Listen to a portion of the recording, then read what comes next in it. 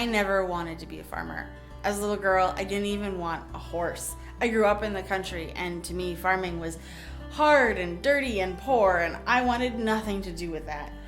I was, however, raised with this intense concern for the environment, and I knew I wanted to be connected to the land, but to me, that did not mean farming. And so I went to college to become a language teacher, and I wanted to travel the world. And then I started dating my husband, and all he ever wanted to do was be a farmer. He grew up working on farms, and he loved it. So I wasn't sure how this relationship was going to work out.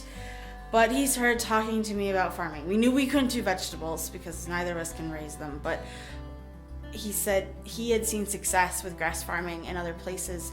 And so we said, well, what about beef? And I said, oh, maybe some sheep. And so, because he explained how with grass farming, the animals are out doing their thing, following their instincts, they're harvesting the crops, they're fertilizing the land, and you get to actually work with the animals, which is the only part of farming that really ever appealed to me.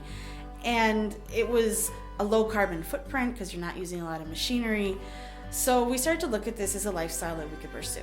We were very lucky in that my family had a farm that we hadn't used for 50 years.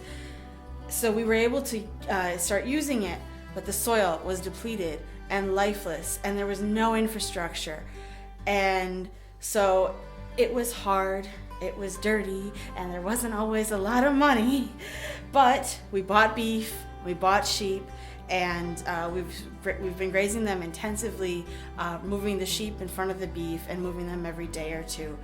And we took soil tests when we started, and we know that in 5 years we're going to see a huge improvement in that. And we're already seeing it in that we are seeing species of insects and birds come back to the farm that haven't been there in a long time.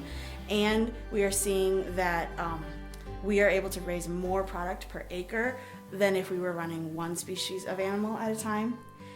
And so I never thought that I would want to work on the farm full time. I always thought that I was going to have an off-farm job and my husband was going to be the full-time farmer. But after 2 seasons of grazing, I went back to school in the fall, and I realized all I wanted to do was be back on the farm, and how could I get there, because that's where I want to be.